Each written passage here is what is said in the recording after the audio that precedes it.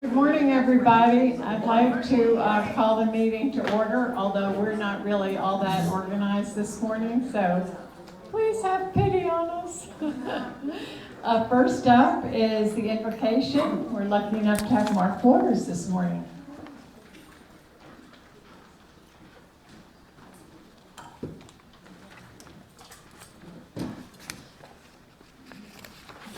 Good morning, everyone. Let us pray. All-powerful and ever-living God, we thank you for our community and for the good gifts and talents that you have given to each of us. You grace each of us with an equal measure of your love. Help us to reflect that love upon our neighbors more deeply, especially those who are experiencing any pain or sorrow, so that we can nurture a peaceful and just community. Guide us, protect us, and equip us with the grace that we need to overcome the obstacles of intolerance and indifference. Bless all the members of our community, our residents, our employees, and all who come into our lives. We ask this with confidence in your great love for us. Amen. Thank you, Mark. Next up is Bill. I don't have his name on here. Tom Johnson is going to lead us in the pledge.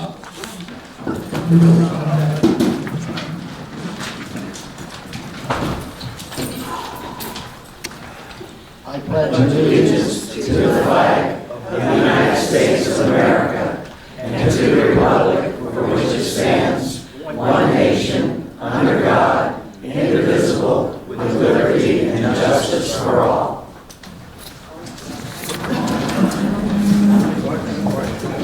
Thank you. I'm going to have to move back and forth with agendas because I have all my help on this one. We're going to move things around a little bit. HR is not quite ready, so we're going to move them closer to the end. I don't really have any remarks, except I got up this morning and looked out the window, and oh my goodness, the rain brought such green grass, and my spring flowers look absolutely gorgeous. So it was hard to leave my house today. I wanted to go put on my gardening clothes and go out there. Next up, well, we need to do the treasurer's report first then here. Next up, we have the treasurer's report.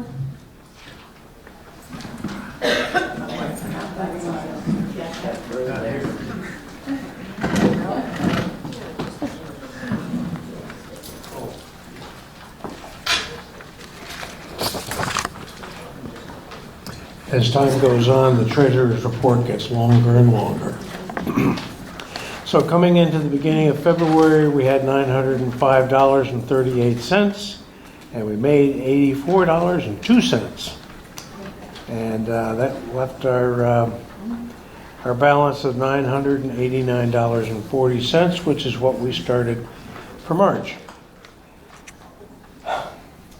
We had income so far of $39 and expenses of $400 for a net total of minus $316.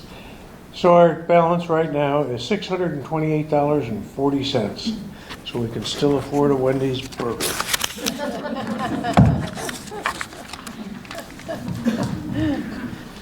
Thanks, Bill. Instead of doing the scholarship, I wanted to, that's another change. Pam is going to be speaking about the facility goals as there was some mix up in the agenda. I said we're very confused this morning. Probably, I guess I'm going to blame it on the time change.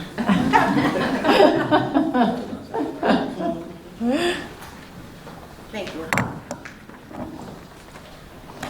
Good morning, everybody. I'm not confused. So anyway, I thought I was on the agenda, and when I got here, I wasn't on the agenda, so at least I'm prepared. It was thought that perhaps if I shared the goals of the facilities committee meeting for the Residents Advisory Council, that might be of interest. I also wanted to make sure you all knew who our members were. because they work very hard, they do a good job, and they're out there in the community observing and looking for problems. Our members are Mary Broxma, Jack Vernell, Kate Chambers, Mary Worth Crouch, Claudia Story, and Lee Warwick. They're all spread out within the community as far as different communities, different areas, so they can check primarily for those hazards for tripping when we're out walking. Also, we have someone in our houses and the apartments here to help us with that too. So as always, the goal of our committee is to facilitate communication between the residents and our management in facilities and maintenance, which of course includes landscaping and maintenance. We want to make sure we are a good conduit, meaning the committee, from the people. If you have complaints, you can contact any of us. Just generally complaining to your neighbor doesn't work, so either you do an put on in the Cypress app a work order, or you contact someone. And even if you contact someone else on the council, if it's one of my area, they will tell me. I get emails from Wendy Griffin all the time, so I know if there's a problem up here. We want to be supportive and productive in our work relationship with facilities and management. We want to make sure the whole community is represented and help the facilities management know where our priorities are and where they need to focus. And also communicate back to you all when they have issues. For example, budget changes or difficulties getting equipment or repairs or supplies. So we want to be a two-way information source as best we can, but do remember that sometimes things change at the last minute and everybody, like today, on the agenda isn't always on the same page, so it does happen. That's it, okay. Actually, and also the last thing would be support the Residents Advisory Council on everything that they want to do and communicate in the regards of landscaping and facilities. And I guess for the most part, that's it. In that area, be supportive. Thank you. And Dave's here, so thank you, Dave. Thank you, Pam.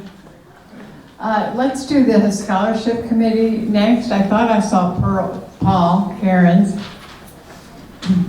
Paul chairs the scholarship committee. He's done it for a while and does a fantastic job.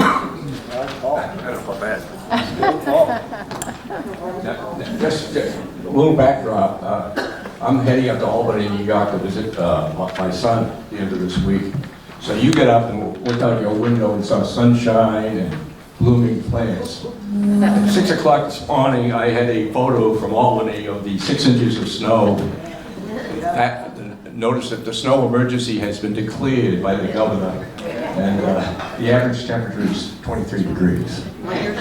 Good to be here. Bring my shovel. I haven't owned a shovel in 40 years, but I just thought I'd take a minute and give you an update on the scholarship committee and the fund drive. You may have seen on the board that sits out in the lobby here in the health center that we got to $30,000 over the weekend, which we're pleased with. Of course, our goal was $90,000. So first of all, thank you who have given already to this point, and we've got a good rate of participation. For those that haven't given, please remember that we are in the campaign period when your gifts are valued all year long. But right now, we do have a sense of a goal we'd like to work towards. We'd like you to participate in achieving that goal, and most of all, helping all of our employees achieve their own personal and life goals. So, one question that came up just as I was leaving this morning from Waterloo, we are no longer a not-for-profit organization. The years we were, when the community fund included, among other things, Christian worship, which was a major component of the community fund. A couple of years ago, Christian worship, for very good reason, peeled off and established on their own. Today, the only fund probably would qualify as not-for-profit is the scholarship fund. Because we're helping many other small clubs just handle their banking. Two things happened a couple of years ago. One, tax legislation changed. I, for example, who used to, the only work I've done my taxes for the last 30 years is to itemize my contributions to give to my tax preparer.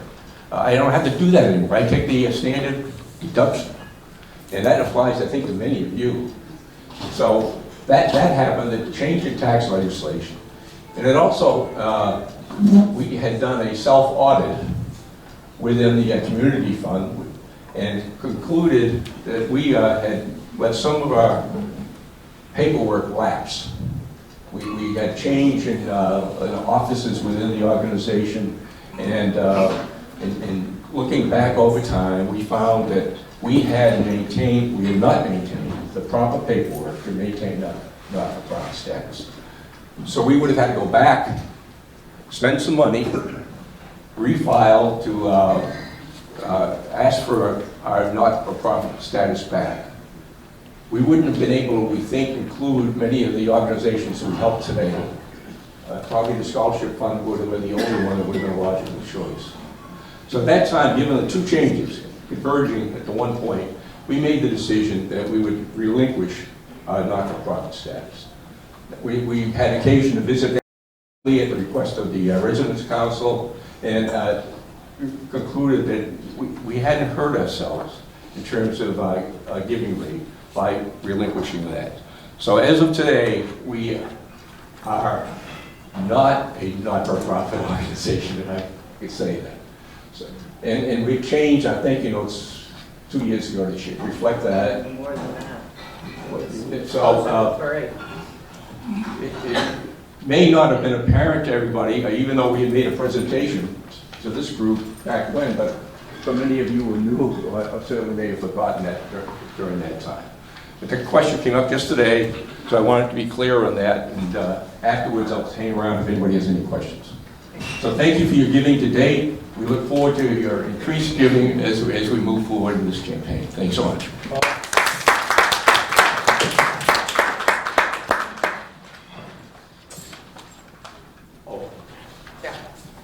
Microphone. Oh, I get you.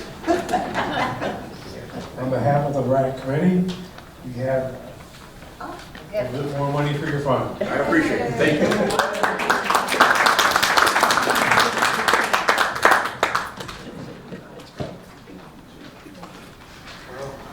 Organization is not my high point.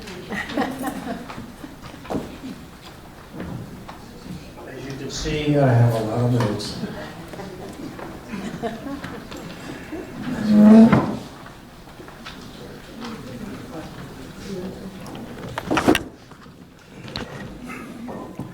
I'm in charge of the dining committee for what that's worth, and I'd like to describe how things have been working for me with the committee.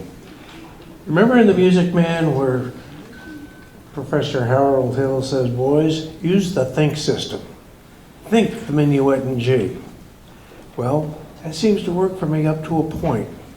I use the think system and wow, it got fixed. But then again, it goes away shortly thereafter. So we've got to do something to make it permanent. Our goal is to be a interface between the residents and the dining management. I personally have a mind like a steel sieve, so I need things in the form of notes or what have you. You just come up to me in the hall and say, this works or that doesn't work. I'll try, but I don't succeed very often with it. So the committee has been working hard, I think, and I'd like to recognize the fact that I think the food is getting better. Other people may not, but that's just the way it works.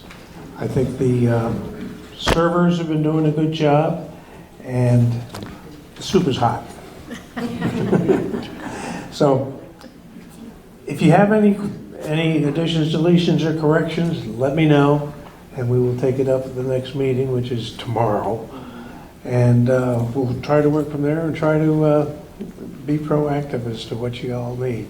Thank you very much. Lots of notes. Thank you, Bill. It's not easy jumping in from resident to resident advisory council and then dining committee and treasurer, so thank you. Next up is management, and the first one is Dave Green. Morning.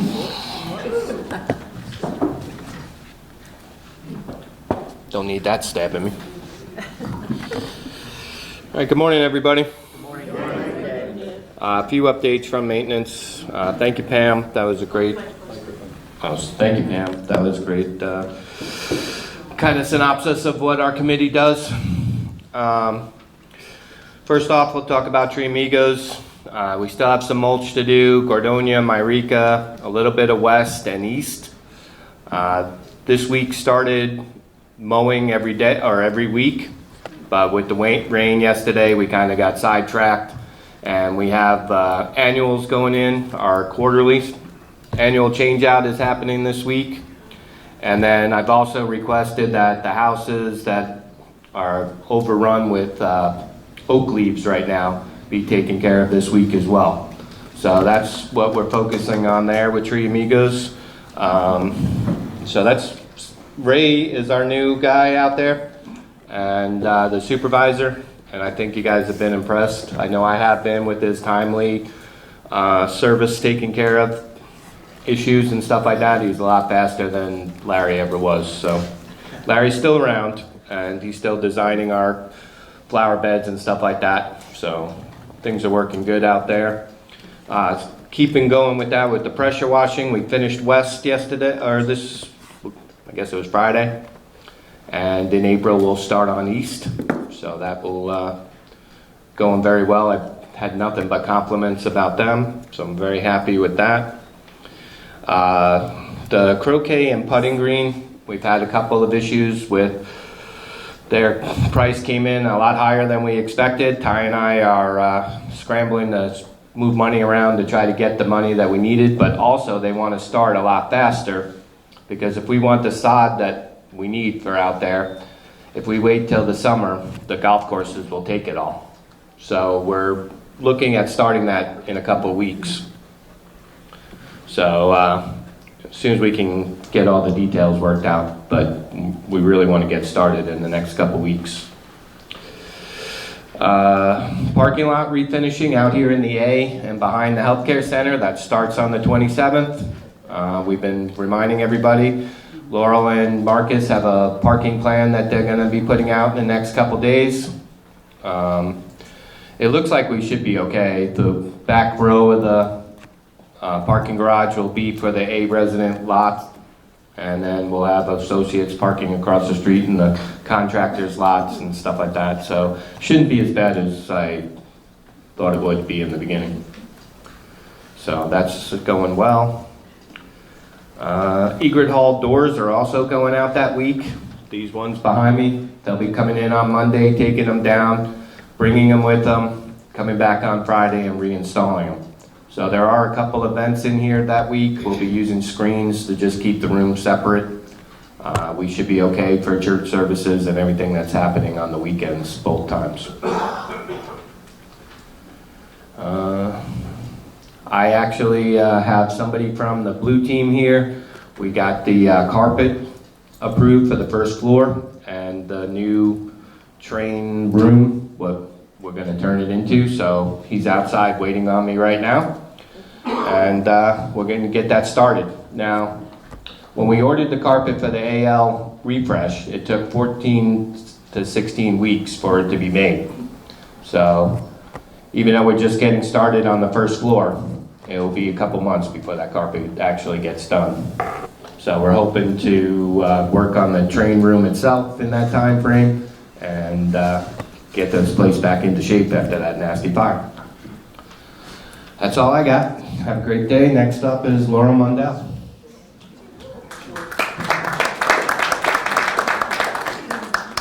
I know we're all over the place this morning. I'm going to cut in front of Laurel. Thank you, Laurel. So good morning. Happy March. Happy March. Springtime is near. So as usual, I'm here to celebrate our Employees of the Month. Unfortunately, we have one I just found out was, hopefully, let's pray that she's okay. She was in an accident, so she's not here at work today. But right now, would like to, is she hiding? Lily Lane? Come on up. Everyone knows Lily. And I believe I saw our Rookie of the Month, Lamont Green. I think he's hiding as well. Thank you very much.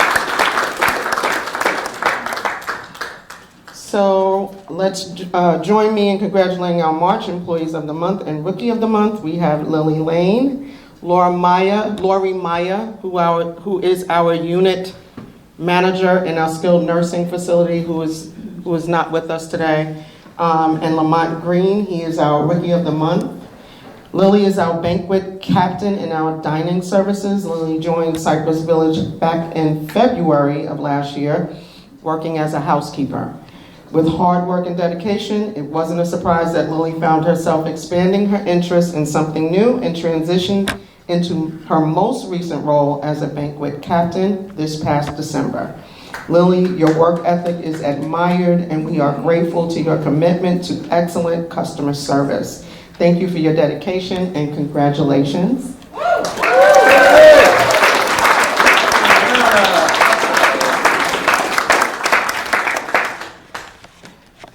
Next, I would like to recognize Lori, although she is not here. She is our unit manager in our skilled nursing facility. Lori initially joined us as an agency nurse, and she's been with us for 4 years and decided to be part of our team recently. Lori became a Cypress member last August. Lori, thank you for all your hard work and dedication taking care of our residents. Congratulations to her. And now I would like to recognize the Rookie of the Month, Lamont Green. Lamont is our dietary manager who joined our team in December of last year and has done an impressive job since he started at the community.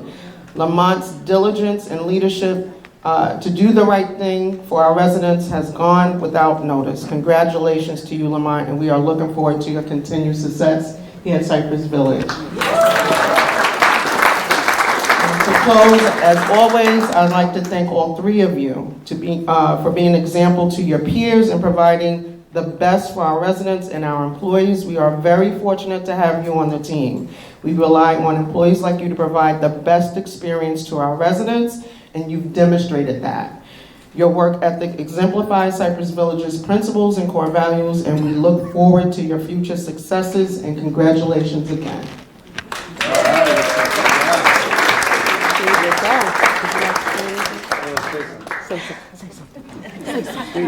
Yes. Nothing but thank you all of you for the love and support that you guys have given me.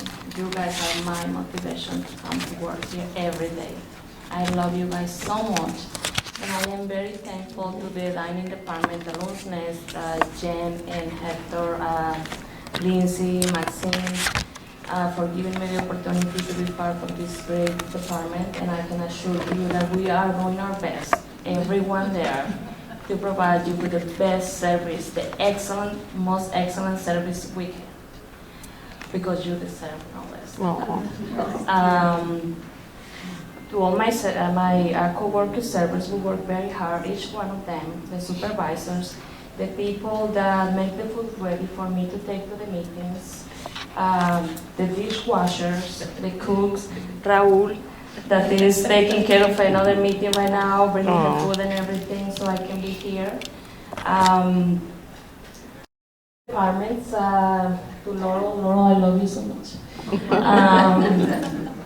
All the business office have given me their support, Candy, Sarah, Logan, Mr. Tai, you're a great leader, you're just the best. Aww. He lives with love and compassion, and it's hard to do a job, but the job he does it very well, and I admire him so much. It's an honor to work under his leadership. Security department has been a great support for me too, Mr. Marcos and Tom, and security, my best friend. He would offer to help me clean so I could go home when I was in housekeeping. I could go home with my family, and he's an amazing person, all the guys in security. Maintenance the same. What is David? I love David too. He's a great person. But all of them have given me a great support too. So thank you so much to all of you. I love you all.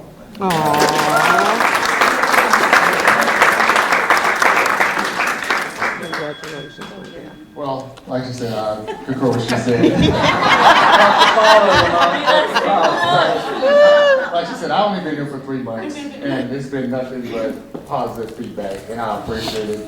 I mean, I truly love what I do. I was at my last company for 20 years, and I came here, and it's been nothing but love.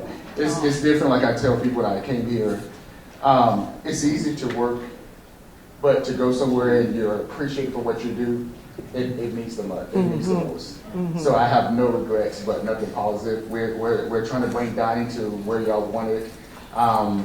Like she said, I love my team. I'm glad they're taking my leadership, because like when someone walks in and they come with change, it's not always greeted with open arms. Everyone doesn't like change, but sometimes change is good.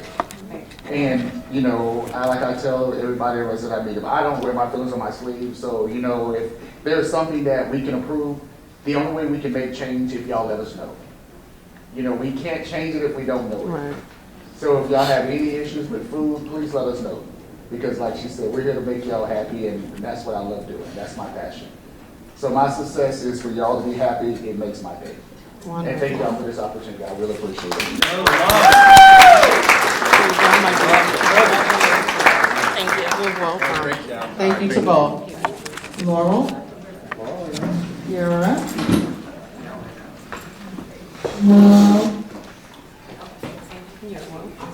Good morning, everyone. Good morning. You're all awake this morning. Nice. All right, so my main focus this morning is going to be traffic, security, those types of things. So to start off with our lovely traffic report. Marcus took this, he gave it to the unit leaders and floor leaders last week, so I'm just going to reiterate. We had 9 total stops last month. 2 drivers were driving up the exit ramp to the garage, which those of you who park up there regularly know that is not good. So they were addressed. There were 3 speeding tickets and 4 folks ignoring the stop signs. So they took care of that as well. And then just a little sidebar and shout out for Susan McLean and Marcus Dickey both. They're gonna host a security presentation a week from today, March 21st, here in Egret Hall at 2 p.m. And that focus of that is gonna be golf cart, bicycle, and motor vehicle etiquette. So that we can be good friends and neighbors. 2 p.m., Egret Hall, 2 p.m. a week from today on the 21st. I'm going to be off next week, by the way, so. Yeah, I know, right? Enjoy that time with Marcus. Call him if you need me. Up next, fire policy and procedures. So I know we get lots of fire alarms that go off, and I just want to address that today and go through the whole gamut. So in the newsletter that's going to go out, I believe this weekend, Katie, if that's accurate, we're going to reiterate what has already been printed in the resident handbook regarding fire protocol and procedure. Fire drills are not required for residents in independent living. Therefore, when an alarm sounds in the building, unless we've sent you a text message saying it's a test, assume it's an actual fire. When a fire alarm is activated, a message will be announced through the building in the hallways and common areas stating a fire alarm has been activated. Please listen for further instructions. As I mentioned on Coffee Chat, the instructions on the intercom are more intended for employees. So if a resident, if you cannot hear it from inside your apartment, that is okay because you are permitted to shelter in place. You can remain in your apartment, and if with the exception of the location of the fire or the smoke being inside your apartment or house, in which case please evacuate. Follow the signs to the stairwell and you can remain inside the stairwell. That is the recommendation because of the fire door. The stairwell doors are fire doors as in addition to the fire doors that are in between the hallway, the tower hallways. Stay in the stairwell until the fire department determines it's safe to return to your apartment. Remember, you cannot use the elevator during a fire alarm. If there's a fire inside your apartment, call or alert security by activating the call system, either your pendant or the pull cord, and exit immediately. When leaving, unlock and close your door behind you and go to the nearest stairwell. Again, that's just to ensure you're on the other side of a firewall. Do not descend the stairs. We do not want people with canes and walkers or bad knees to use the stairs if they are not comfortable using the stairs. So just wait on the other side of that door. Cypress Village recommends that those in a house or a villa create their own personal fire escape route based on your individual floor plan. For added safety, we do have smoke alarms and then the emergency call system within the houses so you can perform. We will get alerted in security at the same time your smoke detector is going off, essentially. Activation of either your pull cord, pendant, or the smoke alarm will result in a response from the patrolling security officer.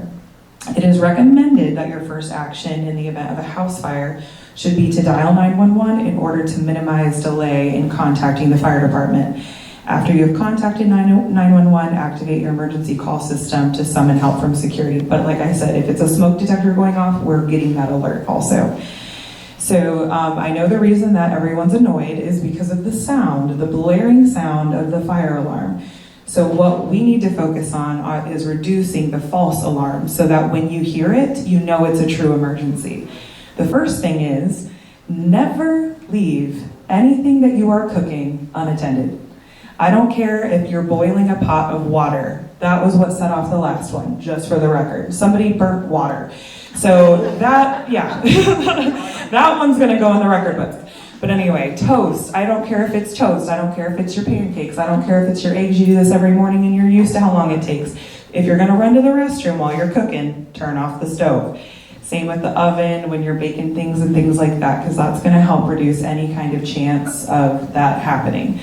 Another reason that the alarm tends to be a false alarm is when contractors are in the building and they're kicking up dust. Dave let me know that the sensors that we have in there, for better or for worse, are way more sensitive than the older model. So that means that if they're kicking up dust, removing drywall, painting, what's the word? Can't think, sandpaper, using sandpaper, it's gonna kick up dust, that's gonna activate that alarm. So we have asked contractors to check in with security prior to performing their work so that security is aware and can put that particular zone in test mode with Stanley Securitas. So just keep that in mind. And we will do our due diligence to try and reduce those false alarms so that when you hear it, you know it's the real deal. All right. And then, like I said, this will all go in the newsletter as a reminder, but you do have it in your resident handbooks that you all signed for when you moved in. And then the last item that I have for today is we actually, speaking of handbook, have a new policy that is going to be going into place when we go to do a handbook revision, but the policy will go out to anybody. It is effective as of April 30th. So it's a new authorized electronic monitoring policy that addresses the use of video and audio recording devices within resident rooms. For a full copy of this policy, you can see Marcus Dickey, security manager. You can either see him in his office, which is located in the IHS suite across from the business office, or you can call him, email him, and request a copy. But basically the gist of this is, and it's for all levels of care, so assisted living, memory care, independent living, the healthcare center, is that if somebody is going to have a video recording device in a unit, they have to notify us, and there's all these steps that they have to take. If there's a roommate, so this thinking like a skilled sharing a suite or something like that, they would have to get the roommate's permission. If there's people that are going to be working in there, that they have to make sure everyone's notified that there's recording in process. Now, the part that's going to affect you all mostly is any kind of recording device that's located in the hallway. We are not permitted to have any personal recording devices located in a common space. The hallway is a common space. So there are only a handful of folks that have a recording device that's located outside of the door of their apartment. And so Marcus will be working with those individuals one-on-one. But that's just to let you know that we cannot have any kind of personal recording device out in a common space where your fellow counterparts will be walking around. All right? So I know I'm just always full of happy and fun information, but that's the latest on that. And like I said, if you want to read through the full policy, it's about 10 pages long, so make sure you taken a good nap, have your cup of coffee, and then you can get through that. But you can see Marcus for that full document. All right, well, thank you all for your time. Yes, sir. Oh, we're going to do questions at the end, so I'm going to pass this on. Is this the end? Right, yes. Well, this is the end. We're going to do questions and answers. And Katie is going to come around with the mic so everyone can hear your question. Yes, Laura, back to the last topic you touched on. Are you talking about something like a Ring doorbell that has a camera? Correct. Okay, thanks. Any other questions? Dave's here. Yeah. Grab him while he's here. Too late. All right, any other questions? Elevators? Yeah, well, I rode the B one on the left side for the first time in my 4 years, I think. That was fun.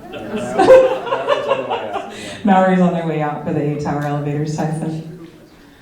Felt like I walked into a new car getting in that left side. Like, yeah, smooth ride. All right, anything else? Okay, thank you all for coming.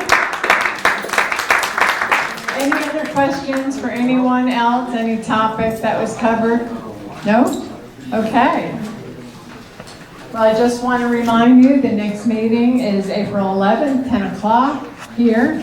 And if you turn to the back of your agenda, you have the occupancy report and the treasurer's report. And thank you for coming. We'll see you next time.